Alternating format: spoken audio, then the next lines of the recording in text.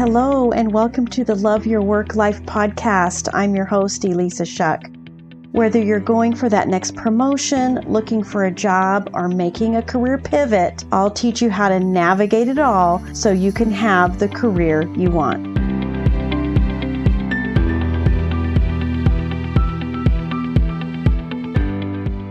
Welcome to the Love Your Work Life podcast, episode 16.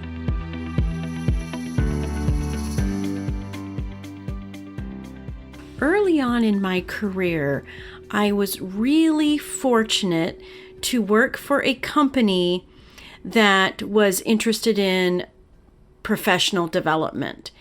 They provided training, mentoring. It was really, really awesome. But what was really the best thing about it was they weren't just training me how to do a better job inside their organization, although there was some of that. The biggest thing that has stayed with me for years is their investment in how to be a better me. They were really interested in helping me become the best person I could be, the best professional I could be. And as a result, I got multiple promotions inside that company. Actually, went from working on the sales floor to a management role within 12 months. And within another 12 months, I was promoted from being a department manager to being a buyer.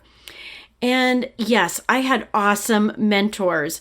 Yes, I worked my butt off.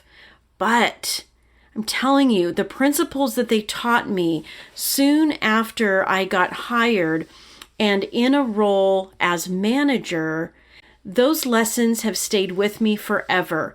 I am constantly referring to them in my chats with clients because it's been so impactful across my entire career. So I want to share a little bit about that with you today. The course was called Investment in Excellence by an organization called the Pacific Institute. It was founded by a gentleman named Lewis Tice. The principles he taught were so actionable and so easy to apply that's why I've remembered it all these years. In fact, I still have the big giant 3-ring binder with all of the lessons, all the modules that we went through, and I refer to it often for my own personal remembrance of what I want to achieve in my career, but especially going back to it when I know there's some really cool universal truths in there that I can share with my clients. So I'm going to share some of those with you today. The number one thing that has stood the test of time for me from what I learned in that course was we act according to the truth as we perceive it. Let me say that again. We act according to the truth as we perceive it. So the truth that you perceive about yourself, that is how you will act. When you are telling yourself things like, it's going to take a long time to get a job, no one ever values my contribution, I'm invisible inside this organization, people don't understand my value, you are telling yourself a story, you are putting together some truth about yourself. Now, of course, I'm going to tell you that that's not true. But when you talk about yourself that way, your brain is perceiving it as truth. So to do more and grow really isn't a matter of just working harder. It's a matter of thinking differently. If you were thinking about how long it was going to take you to get a job, and the truth you're telling yourself is it takes 1 month for every $10,000 of compensation to land a role, that's the truth and that's the way you're living because you're acting according to that truth, then it might actually take you a month for every $10,000. But what I'm here to tell you is it doesn't have to take that long. I have blown that number out of the water. I have clients who have blown that number out of the water. And the main reason is because we've tapped into this idea that it's not a matter of working harder, it's a matter of thinking differently.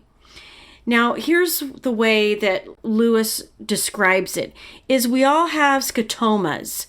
This is our lockouts or our blind spots that on a sensory level are locking things out of our environment. This causes us to see what we expect to see, hear what we expect to hear, and think what we expect to think.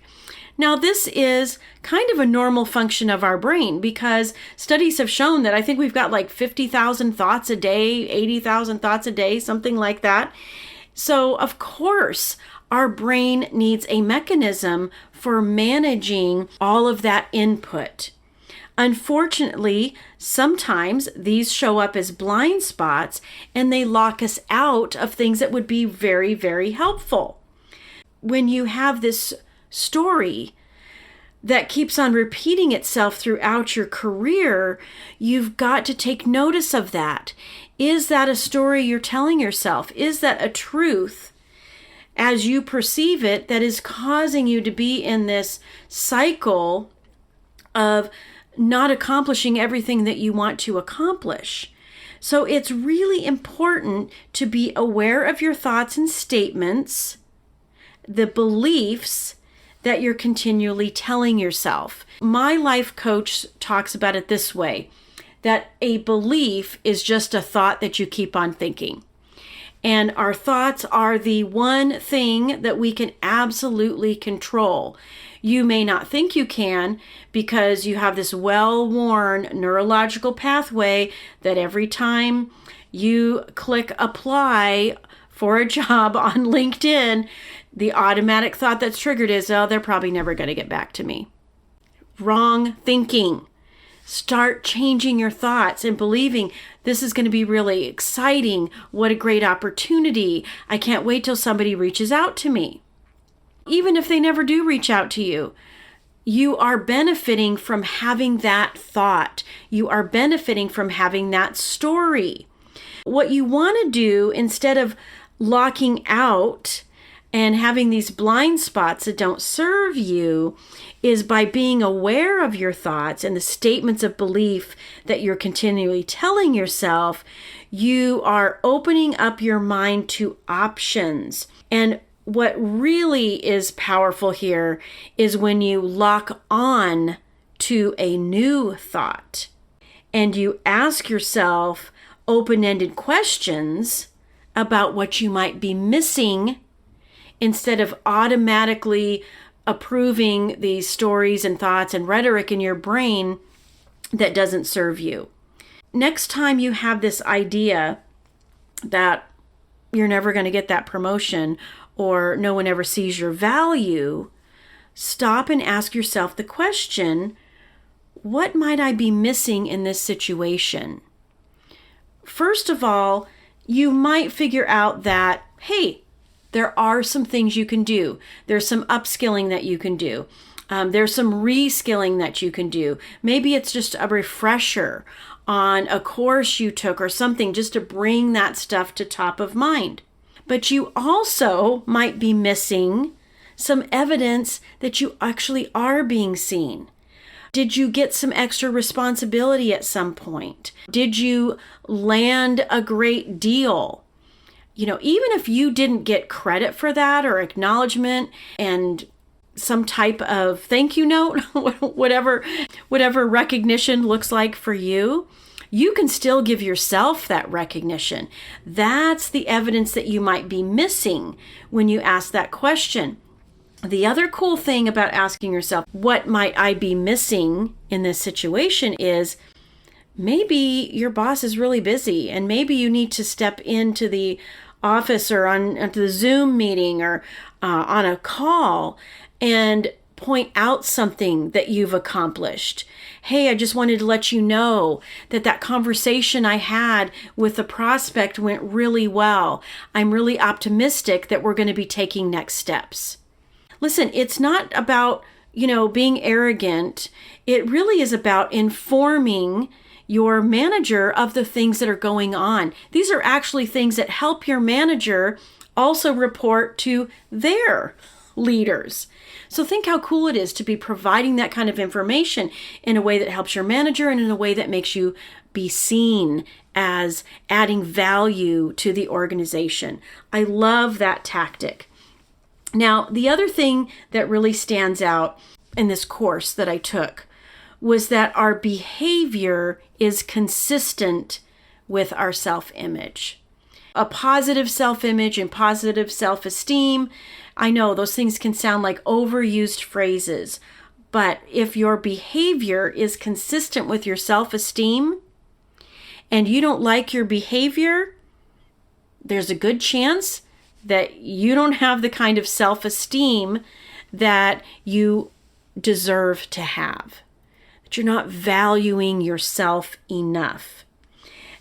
Our creative subconscious, this aspect of our brain that's constantly monitoring our self-image and replicating that in real life in our behavior, is maintaining your reality by making you act like the person you see yourself to be.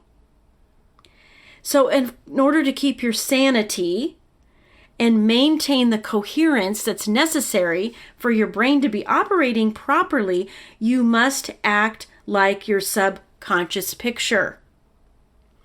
What does that mean?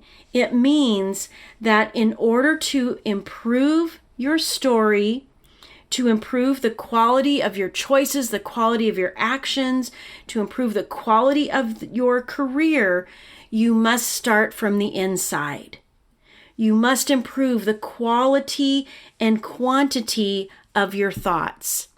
This is being very intentional. This is taking strategic action to replace negative thoughts, or hey, if you've got a really negative record, like the old records, the vinyl that gets a scratch and skips, and you just have this repeating pattern, I want you to use that repeating pattern as your trigger, as your prompt for the thought you'd rather have about yourself.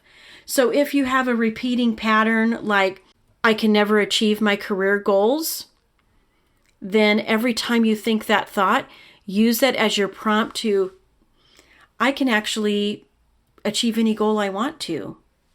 Maybe that's a little too far out for you.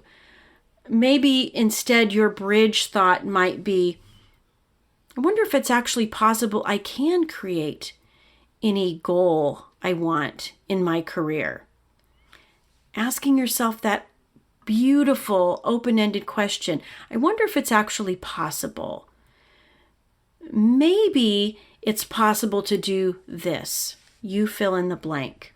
I want you to start thinking about change, about behavior, about creating a new story and a new truth for yourself by improving the quality and quantity of your thoughts. I'm going to put a link for you in the show notes to some of my favorite thoughts. Listen, this isn't about positive affirmations, although those definitely work, and that was an aspect of the course. This is actually about being intentional and managing your own brain so that you can get different results. If you take a closer look, I bet that you'll see that your results actually match your thoughts. Find a result that you really liked. What were you thinking about yourself, about that circumstance when you achieved that result? I imagine they're highly aligned. Listen, it works in the negative as well. Unfortunately, our brain doesn't know the difference. It just wants coherence. It just wants harmony. So whatever you're thinking, that's what's going to show up. Please, my friends, start thinking better thoughts. Start changing your story. Start creating a reality in your physical life that reflects the reality that you vividly imagine inside your mind. It's 100% possible. All right. I hope you have great results. Hey, if you enjoy listening to this podcast, you have to come check out my Love Your Work Life programs on Teachable. You can choose from on-demand courses or personalized one-on-one coaching with me. We take all of this material and apply it so that you can live it and create the career you want. Because when you love your work life, all the other parts of life get better too. So go to Love Your Work Life Teachable as search terms, or love-your-work-life.teachable.com. I will see you there.